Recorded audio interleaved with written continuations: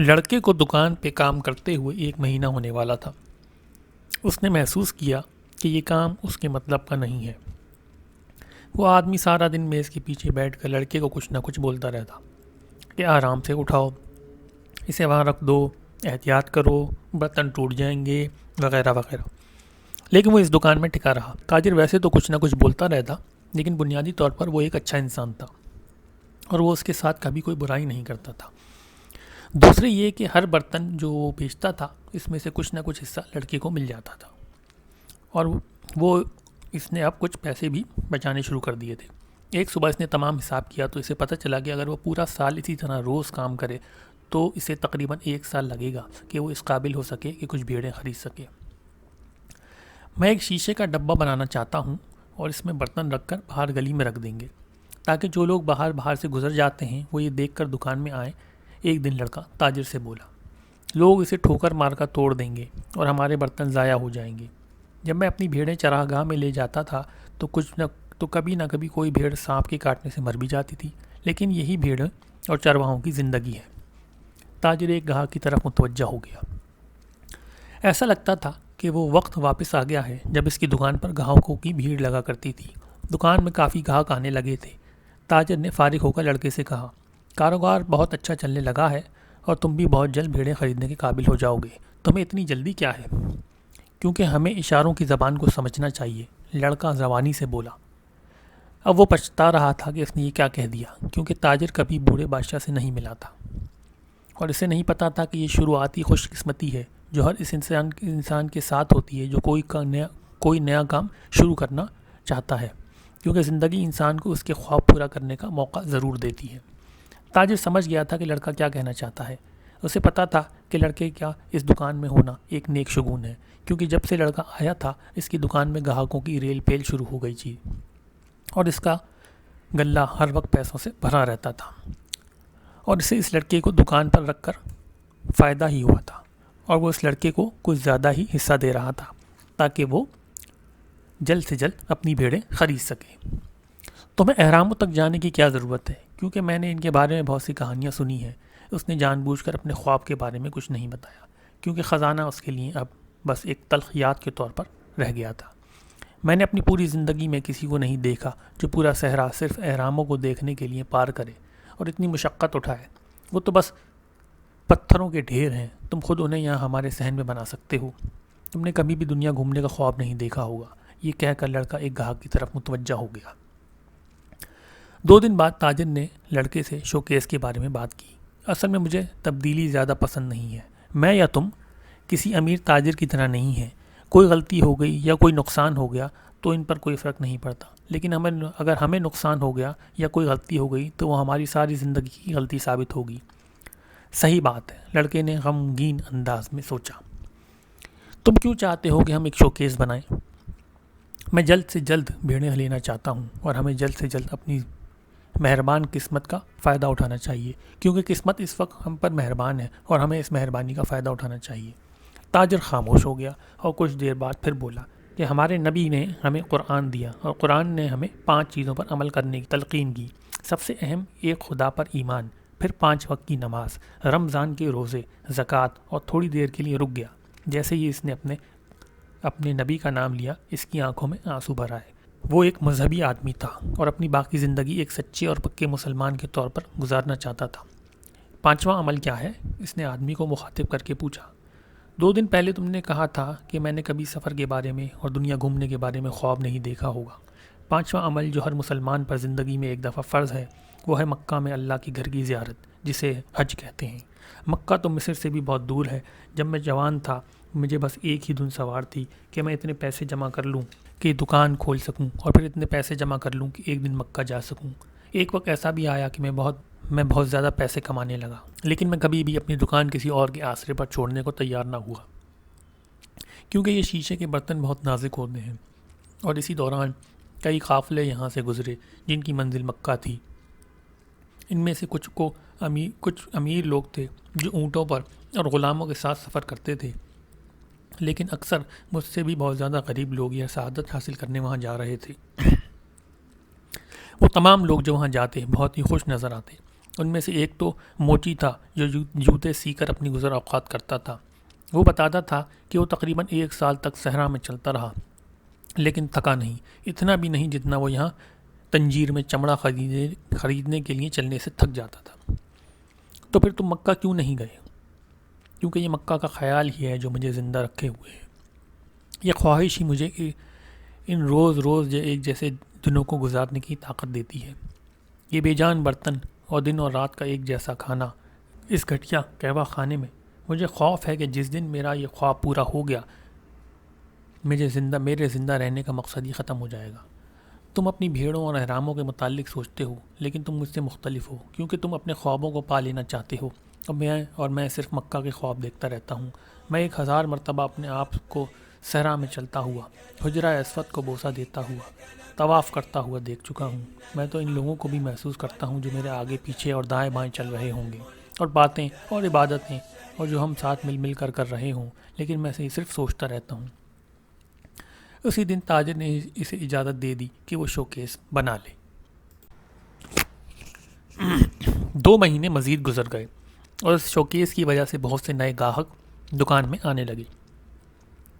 اس نے حساب لگایا کہ اگر وہ 6 مہینے تک اسی طرح کام کرتا رہے تو وہ اندلس واپس جا سکتا ہے اور 60 بھیڑیں بھی خرید سکتا ہے، اور 1 سال کے اندر اندر وہ دگنا بھیڑیں بن کر سکتا ہے، اور وہ عربوں کے ساتھ بھی کاروبار کر سکتا ہے، کیونکہ اب وہ نہ صرف عربی زبان بولنے لگا تھا بلکہ اسے وہاں کے رسم و رواج کے بارے میں بھی پتہ چل گیا تھا۔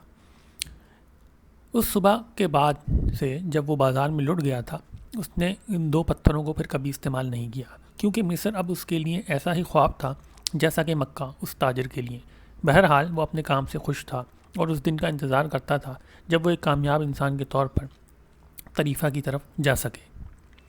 اسے یاد آیا کہ بوڑھے بادشاہ نے ایک دفعہ کہا تھا کہ زندگی میں سب سے اہم چیز یہ ہے کہ تمہیں یہ بالکل صاف پتہ ہونا چاہیے کہ تم زندگی میں کیا کرنا اور حاصل کرنا چاہتے ہو۔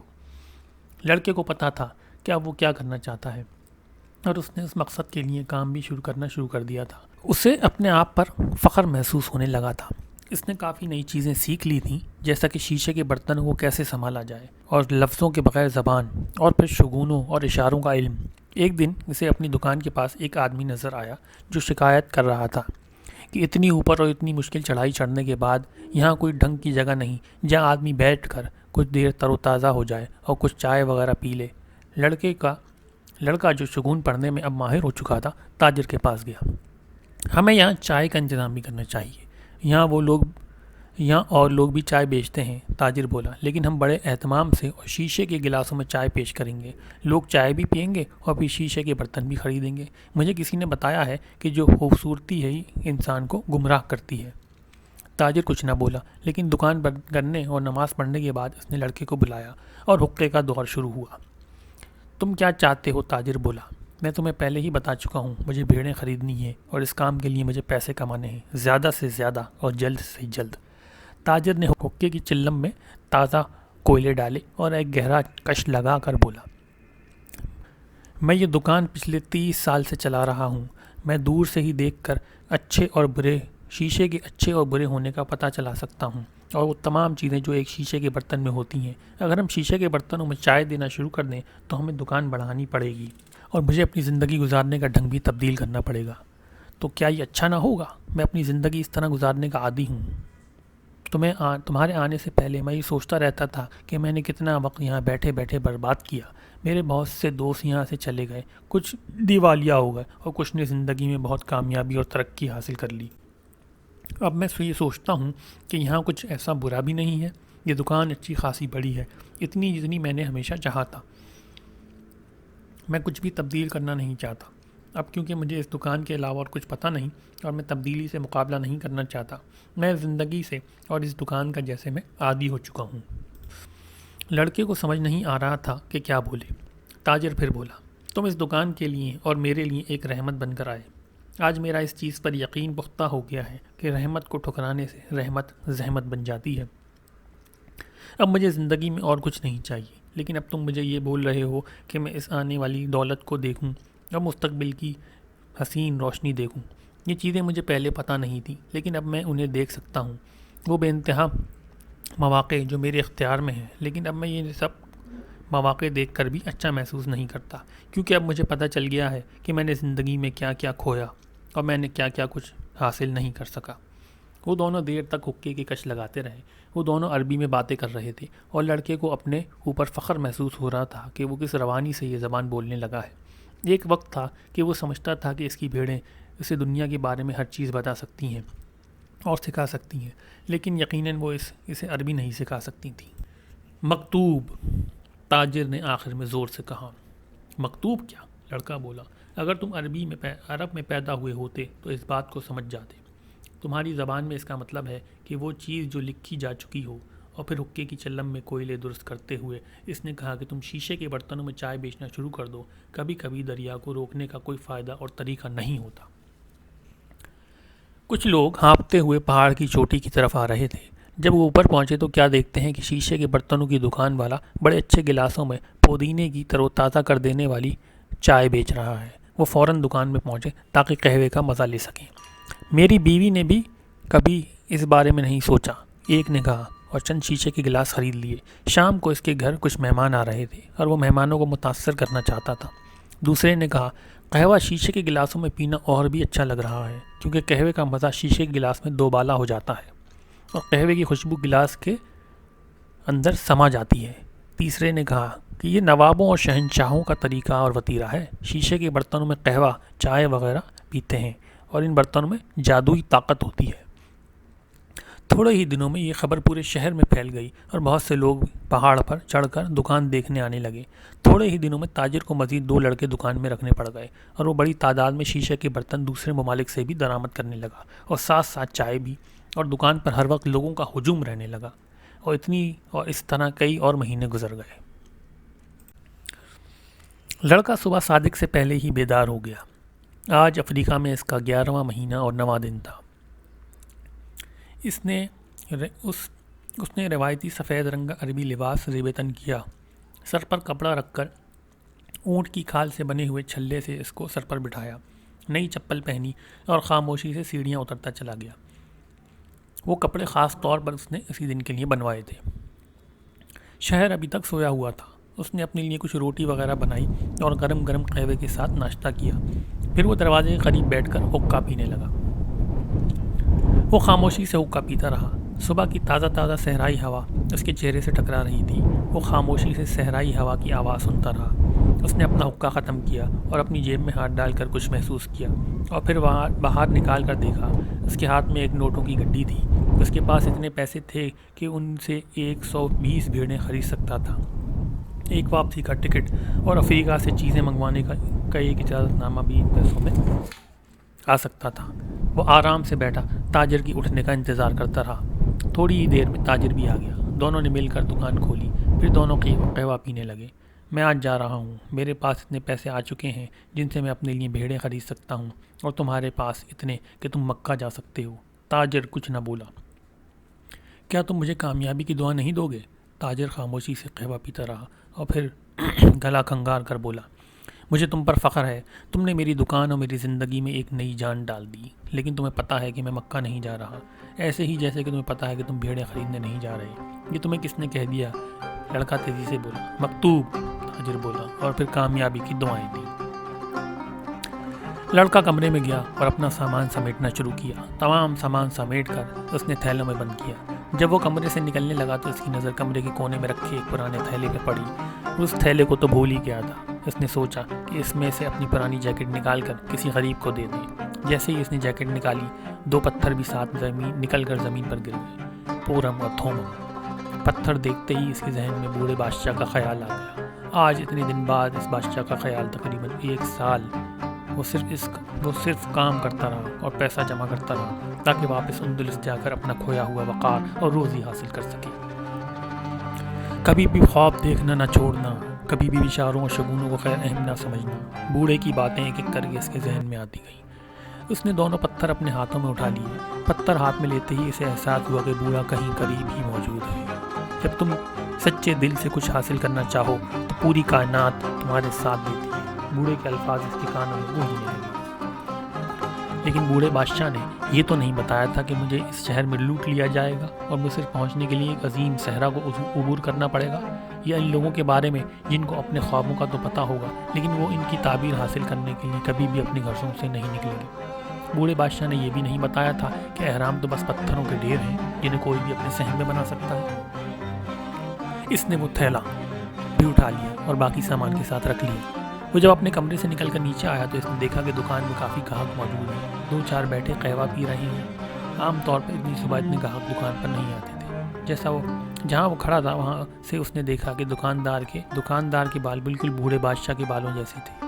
اس کو وہ ہنسی بھی یاد آ گئی جو وہ آدمی ہنسا تھا جس کو اس نے تنجیر میں اپنے پہلے دن مٹھائیوں کی دکان لگانے میں مدد کی تھی اور اس نے ہنستے ہوئے اسے مٹھائی کھلائی تھی۔ وہ ہنسی بھی بالکل بوڑھے بادشاہ کی ہنسی تھی۔ اسے لگا کہ بوڑھا ہر وقت وہیں کہیں موجود ہے لیکن وہ کسی کو نظر نہیں آتا۔ بوڑھے نے ہی کہا تھا کہ میں ہر اس انسان کی مدد کرتا ہوں جو اپنی قسمت آزمانے نکل پڑے اور جو اپنے خوابوں کی تعبیر کی تلاش میں ہو۔ وہ تاجر کو الوداع کیے بغیر تیزی سے دکان سے نکل گیا۔ اسے پتا تھا کہ وہ اپنے آنسوؤں کو روک نہیں پائے گا اور وہ دوسرے لوگوں کے سامنے رونا نہ چاہتا تھا۔ اسے پتا تھا کہ وہ اس جگہ کو اور یہاں کی ساری چیزوں کو بہت یاد کرے گا لیکن وہ بہت عزم بھی تھا، اتنا کہ محسوس کر رہا تھا کہ وہ دنیا فتح کر لے گا۔ لیکن میں تو واپس وہیں جا رہا ہوں جہاں سے میں آیا تھا، وہی کام کرنے جسے میں پہلے بھی کرتا تھا۔ یہ سوچ کے اس کے دل میں کچھ اداسی سی آ گئی۔ وہ پورے 1 سال تک یہ سوچ کر پیسے جمع کرتا رہا کہ وہ واپس جا کر دوبارہ بھیڑیں خریدے گا، لیکن اب لمحہ بہ لمحہ وہ فیصلہ اس کے لیے غیر اہم ہوتا جا رہا تھا۔ وہ خواب اس کے لیے بالکل بے مطلب ہوتا جا رہا تھا کیونکہ شاید وہ اس کے خواب ہی نہیں تھا اور نہ ہی اس کی اصل منزل تھی۔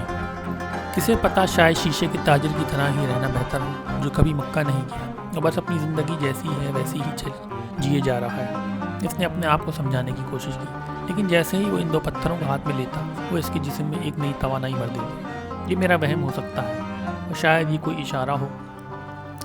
وہ ایسی ہی باتیں سوچتا اسی قہوہ خانے میں پہنچ گیا جہاں وہ پہلے دن آیا تھا۔ وہ ٹھگ لڑکا وہاں نہیں تھا اور مالک نے ایک قہوہ کا پیالہ اس کے آگے رکھ دیا۔ میں کبھی بھی واپس جا کر اندلس میں چرواہا بن سکتا ہوں، مجھے پتا ہے کہ بھیڑوں کی دیکھ بھال کیسے کرنی ہے اور میں یہ بھولا نہیں ہوں، لیکن اہراموں تک میں کبھی نہیں گیا اور یہ صرف زندگی میں ایک ہی دفعہ ہوگا۔ وہ بوڑھا بادشاہ میرے ماضی کے بارے میں سب جانتا تھا۔ وہ واقعی بہت نیک اور عقل مند انسان تھا۔ اندلس کی پہاڑیاں صرف 2 گھنٹے کی مسافت پر تھیں لیکن اہرام اور اس کے درمیان ایک وسیع صحرا حائل تھا۔ لیکن اس نے سوچا کہ اس کا یہ مطلب بھی تو ہو سکتا ہے کہ میرے اور اہراموں کے درمیان 2 گھنٹے کا فاصلہ کم رہ گیا ہو اور اس سے فرق نہیں پڑتا کہ یہ 2 گھنٹے میں نے تقریباً 1 سال میں طے کیے۔